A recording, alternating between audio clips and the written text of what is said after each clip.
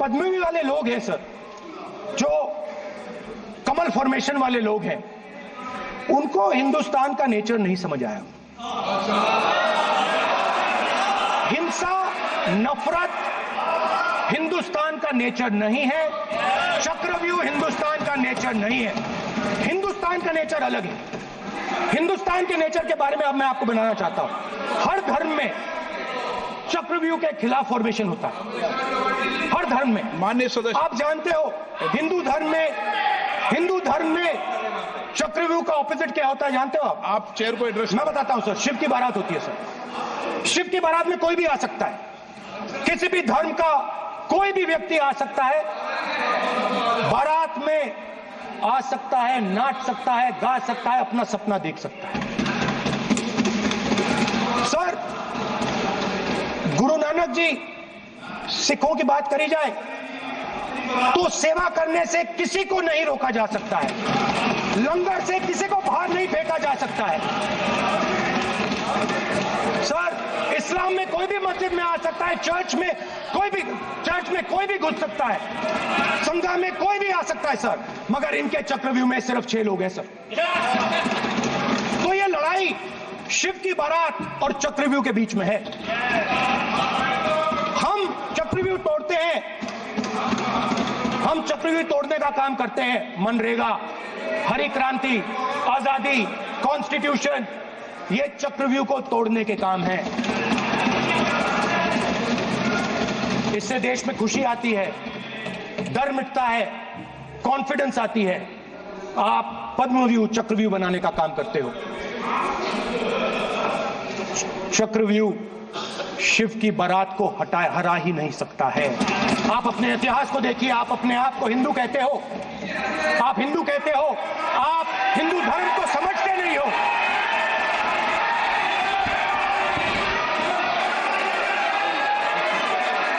आप चक्रव्यूह बनाने वाले लोग हो। आपका हिंदू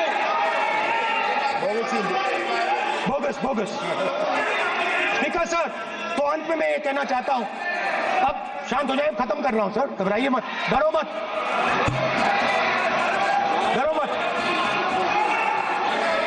ठीक है सर, कुछ महीने पहले सर, मैं जो आपने चक्रव्यूह स्पीकर सर, जो चक्रव्यूह बनाए गए हैं, नहीं, कोई अपमान नहीं किया, मैंने कोई अपमान नहीं किया, मैं कर नहीं सकता कभी, जिंदगी भर मरने तक मैं अपमान नहीं कर सकता। क्या बात कर रहे हो आप, क्या बात कर रहे हो सर? तो आपने ये छोटे छोटे चक्रव्यूह बना रखे हैं, मैं इनको समझने की कोशिश करता हूं अपने छोटे से तरीके से। कुछ महीने पहले मैं 6-7 घंटे बढ़इयों के साथ काम किया। वहां विश्वकर्मा जी थे, उनसे मैंने एक सवाल पूछा। मैंने उनसे कहा कि आपको किस चीज से दुख होता है, किस चीज से आपको दर्द होता है? उन्होंने मुझे कहा, राहुल बात सुनिए, आपको समझ आ जाएगी, बात सुनिए, समझिए। सर इंटरप्ट कर रहे हैं सर, अब बोलिए सर, देखिए आप इतना इंटरप्ट करते हो और बोलते हो बेटे आप तो पूरे भाषण में वेल में आ जाते हो, सवाल करते हो इंटरप्ट करने का। ठीक है सर, तो मैंने विश्वकर्मा जी से पूछा कि आप यहां सालों से बढ़ाई का काम कर रहे हो, आप सालों काम पूरे देश में, अगर आप देखोगे मिलेंगे, ढूंढो, आपको अपने घर में नहीं मिलेंगे, पूरे देश में मिलेंगे, ढूंढो जाके। तो मैंने उनसे पूछा, विश्वकर्मा जी आपको दर्द किस बात का होता है, दुख किस बात का होता है? तो उन्होंने कहा, राहुल मैं ये टेबल बना रहा हूं, मगर राहुल जी कहा, राहुल जी अब कहा वो मुझे अच्छा नहीं लगा, मगर कहा सच्चाई है। तो उसने कहा, राहुल जी मुझे दुख इस बात का होता है कि मैं ये टेबल बनाता हूं मगर जिस शोरूम में ये टेबल रखी जाती है उस शोरूम में मैं अंदर जा ही नहीं सकता। कुछ ही दिन पहले सुल्तानपुर के रास्ते पे मैं एक भाई के साथ, मोची भाई के साथ बैठा, उससे मैंने ये सवाल पूछा, आपको दुख किस बात का होता है? कहता है, राहुल जी, मेरा सम्मान सिर्फ मेरे पिता ने किया था और किसी ने नहीं किया।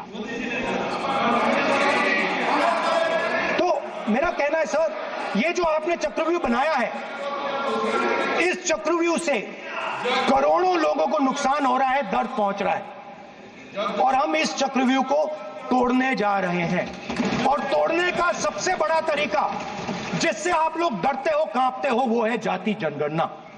और जैसे मैंने कहा था कि इंडिया गठबंधन गारंटीड लीगल एमएसपी इस सदन में पास करेगी, वैसे ही मैं कह रहा हूं, आपको अच्छा लगे ना लगे, जाति जनगणना इस हाउस में, इस सदन में पास करके हम आपको दिखाएंगे।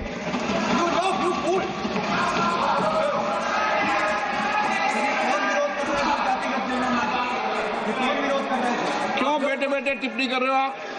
क्यों बैठे बैठे टिप्पणी कर रहे हो? फिर वो टिप्पणी करेंगे। स्पीकर सर, जाति जनगणना से ये जो छोटे छोटे खांचे आपने बनाए हैं, ये जो आपने सिस्टम बनाया है, चक्रव्यूह का सिस्टम बनाया है, ये टूट जाएगा। और इसके लिए हम पूरा दम लगा के, पूरा इंडिया गठबंधन दम लगा के ये काम करेगा। धन्यवाद। जय हिंद।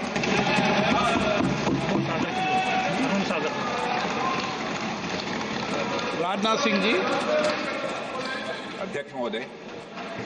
अध्यक्ष महोदय, नेता प्रतिपक्ष ने बजट के संबंधित जो भी भ्रांतियां पैदा की हैं, जब बजट से संबंधित जवाब देने के लिए वित्त मंत्री जी खड़ी होंगी तो उन भ्रांतियों को लेकर जो भी क्लैरिफिकेशन देना है, जो कुछ भी देश को संदेश देना है, वो अपनी तरफ से संदेश देंगी।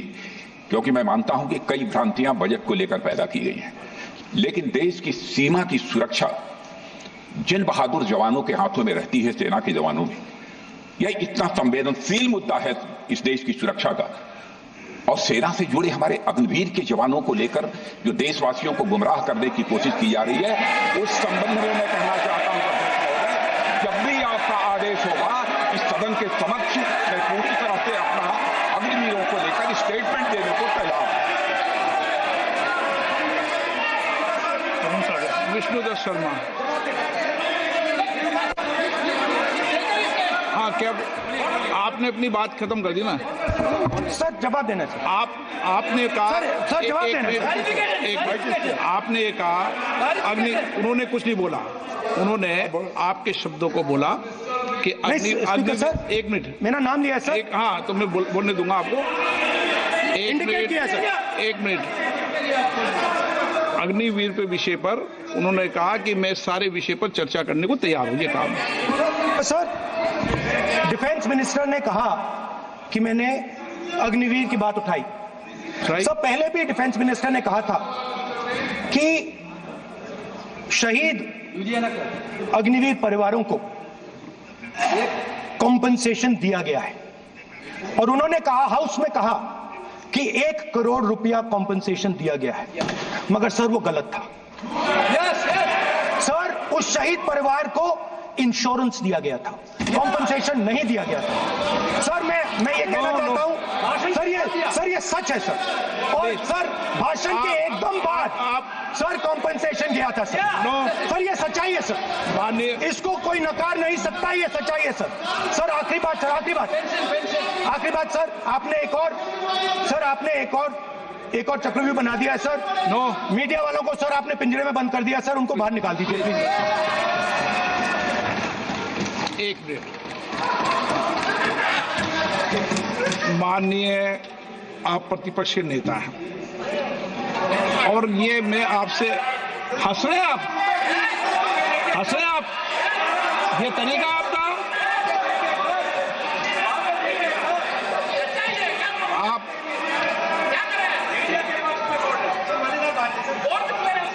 बैठे बैठे टिप्पणी नहीं करें।